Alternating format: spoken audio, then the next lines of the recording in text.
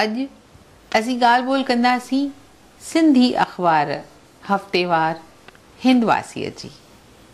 पहिरीं मां तव्हांखे मिलाईंदसि उन जे एडिटर श्रीमती शोभा लालचंदानी सां। शोभा जी, हिन प्रोग्राम में स्वागत आहे। त पहिरीं सुवाल इहो ॿुधाए त तूं हिंदवासी अख़बार सां कॾहिं ऐं कीअं जुड़ी? मां त हिंदवासी सां शुरू खां ई जुड़ियल आहियां। जीअं त मुंहिंजो घोटु राम लालचंदानी चित्रकार आहे ऐं उहो किल्क सां सिंधी लिखंदो हो ऐं मंगाराम सिपाही मलाणी राम खे कोठियो त भई तूं हिंदवासी जो कमु खण। कहिड़े साल में तूं उन जी एडिटर बणी? मूं हिंदवासी अख़बार 1994 खां खई आहे। डिसेंबर या ॾियारी जो इशू हो, पहिरियों असां उहो कयोसीं। उन सां असां कंप्यूटर ते त कढंदा हुआसीं पर हथ सां कटिंग करे उहा पेस्टिंग कंदा हुआसीं। पर हाणे टेक्नोलॉजी एतिरी वधी वई आहे जो असांखे इहा तकलीफ़ न हूंदी आहे ऐं सिधो सो असां अख़बार हाणे कढी सघंदा आहियूं।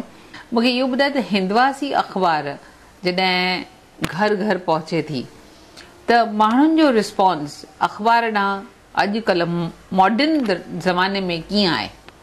अॼु ताईं बि रिस्पॉन्स सुठो आहे ऐं हर को चाहींदो आहे त उहा अख़बार अचे ऐं हर आर्तवार ते उहो इंतज़ारु कंदा आहिनि।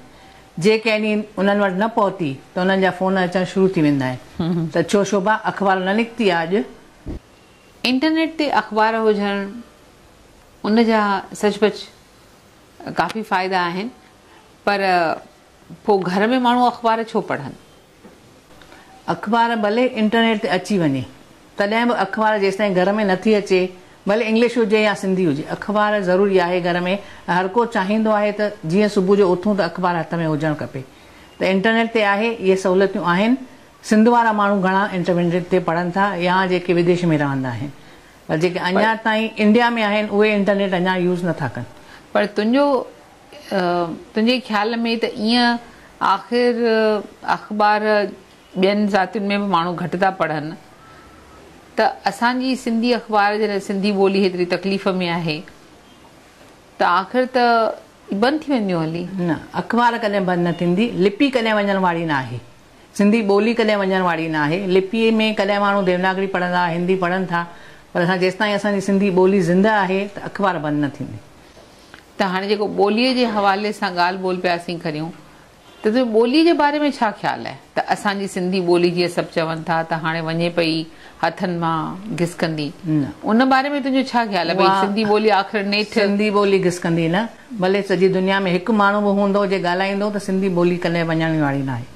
ऐं हाणे नंढी टही बि शौक़ सां ॿुधे थी, पढ़े थी ऐं ॻाल्हाए बि थी। हाणे जेको विच में इहो फेज़ आयो माइटनि जो ॾोहो जिन सिंधी न ॻाल्हाई, पर हाणे अहिड़ी का ॻाल्हि न आहे। हाणे नंढी टही बि थोरो शौक़ु वठे थी त भई सिंधीअ में छा हूंदो आहे, सिंधी ॾिण वारा छा आहिनि। पंहिंजे घरनि में ॿार असांजा पुछंदा आहिनि भई हीउ छो था कयो, ॾिण वारा छो था कयो। इन करे सिंधी ॿोली मरणी न आहे। तुंहिंजे ख़्याल में सिंधी ॿोलीअ खे अॻिते वधाइण जो बहितरीन तरीक़ो कहिड़ो आहे? आशा, मां चाहींदसि त हिकिड़ी त असां वटि अख़बारूं आहिनि, पंहिंजी सिंधी अख़बार आहे जंहिंसां असां सिंधी ॿोली खे अॻियां वधाईंदा रहूं।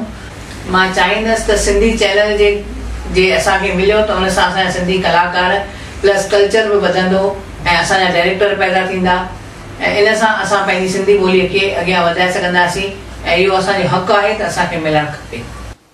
सचमुच तोसां मिली ॾाढी ख़ुशी थी, ॾाढो सुठो लॻो। महिरबानी। थैंक यू, महिरबानी।